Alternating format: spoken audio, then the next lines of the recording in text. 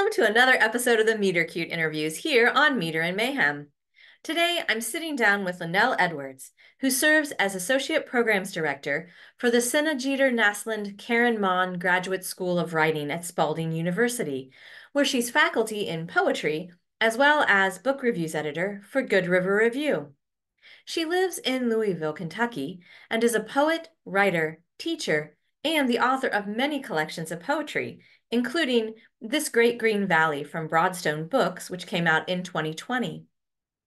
Her book, The Bearable Slant of Light, which poet Maggie Smith has called both timely and timeless, is out this spring from Red Hen Press, and has poems that reach across the history of writers and artists who fought and sometimes lost their own battles against mental illness. Those poems are set against the urgencies of our anxious world and the intimate struggle of one family. Sound interesting? I think it does. So sit back, relax, and get ready to fall in love. So I'm really excited to be sharing this work from my new book, The Bearable Slant of Light. I'm just starting to do a little bit of reading from it, so it's all really new for me as well. This book, in part, documents the onset of a serious mental illness in my younger adult son. And a lot of poems are about that. But it also reflects on depictions of mental illness in literature and history, as well as just our anxious culture. So I'm going to read the poem that opens the book. It functions as a kind of prelude, and it's called Medical History Number 2. There's a little epigraph here at the beginning. It's a bit of dialogue between myself and a doctor. And I say, me? I think there's a lot of trauma he has to process. Dr. K, did something happen? The hospital happened. The involuntary happened. The injectables happened. They had to rip his shirt. The doctors, the nurses, the residents, the techs happened. The other patients, some of them pacing in the hall and loud. The first attempt happened. The one-on-one happened. The EEG happened. The ambulance happened. None of this is in any kind of order, you understand. The restraints and psychosis, the overdoses and the non-compliance, the catatonia, the mania happened, the loneliness, the isolation happened, so many, many different meds. The assessments and telehealth happened, more ambulances happened, the courts happened, the ECT happened, the second attempt happened, the social workers happened, the intensive outpatients and treatment teams and therapists happened, 7 years happened, he won't get them back. So all of that, at various points is touched on in the book, including a middle section is about psych meds. And I'm going to read 3 short poems in a row from the section called A Bipolar Dozen. And it is head meds, A to Z, beginning with Abilify. So I'm going to read 3 here of these short poems that are really my response to what we saw meds happening and what we seemed to think was going on, and his response as well. Celexa. Hell no, he wouldn't take it again. He knew it wasn't right, felt it buzzing in his veins like a trapped fly, wouldn't take a pill that sounded like the name of a goddamn luxury sedan, smooth over winding mountain roads, silent into an inferno of fall colors, flaming in a distant state. Depakote. Might as well be called Dedicote, a dumb blunt of a drug dosed by the 500 milligram slug, thuggish old school knockout. Lithium. Created at the universe's brilliant birth, stardust salted over the fires in his brain to bring blessed equilibrium. It silted into his soul like lead, deadening, then aflame anew. So I mentioned that some of the poems document depictions of mental illness, madness in literature and history.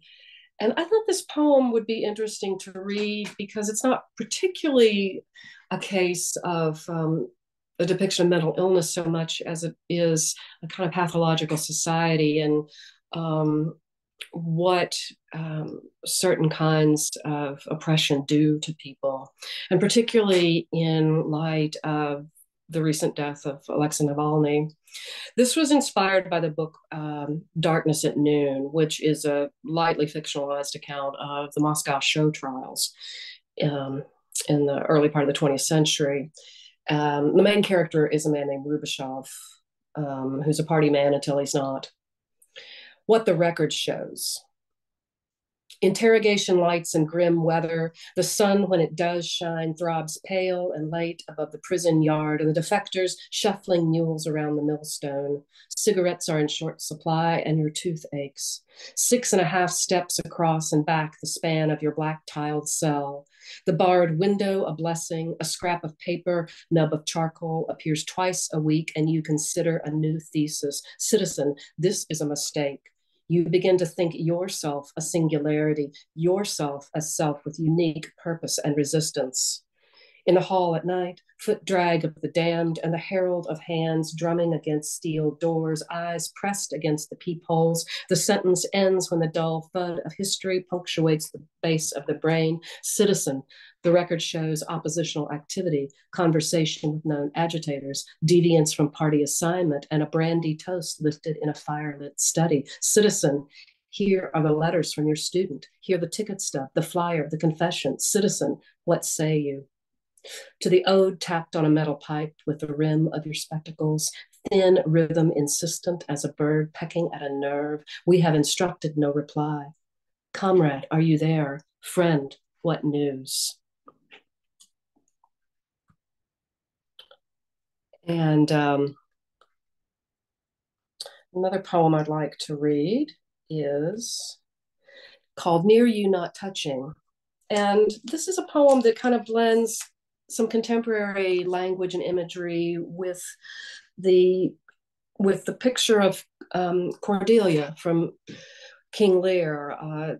Cordelia is his youngest daughter who doesn't respond to him the way that he wants, and in the courses of tragedy. And it's called Near You Not Touching, with the epigraph from King Lear. What shall Cordelia speak? Love and be silent. From Act 1, Scene 1, King Lear. She wants no thing this day or ever, not money for gas, not breakfast nor her laundry folded, not the litany of my day, my purchases and tasks. She wants no comments on the weather, the grocery list, the war in France. She haunts the palace, imperious, pacing through the galleries, the tower walk, opening cabinets or idly clicking at her screen. Our shadows sometimes pass near enough to darken a slant of late daylight. She is mass enough for whisper, hands glance to shoulder, voice enough for greeting, ritual thanks. At night, she slips past my embrace, closes her door, and doesn't hear me howl, the keening grief of love on its knees. And then I'll end with a poem here that is more about our collective anxieties, and particularly those fraught by the internet. And this is called Security, a Q&A. And I'm sure many of you listening have been frustrated by numerous passwords, security questions, and the strangeness of security questions. And one day, I guess I just had it with the security questions. And this is the poem that results. Security, a Q&A. What was your favorite part-time job? What do you do to relax? What was the first musical instrument you learned to play? Everybody learned recorder in fourth grade.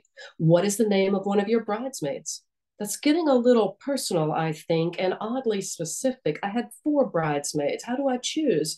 I have some security questions myself, like, am I in danger here? And how fast is the storm coming? And do we need to shelter in place? And what of the contagion? And if I show symptoms, is it too late? What of locks and bolts and shutters and bars? Security question number 1, have you established a successor? Security question number 2, are there enough PFDs on board for every passenger? Security question number 3, dried and canned is best for the long haul. That's not really a question, and I still have a lot of questions. Answer, please. What was the name of your first pet? Question, What are matches, potable water, reflection blankets, tinned peaches? Answer, please. What is the name of the city where your parents met? They weren't always happy, though it looked that way. And then the marriage dissolved. We were all okay in the end.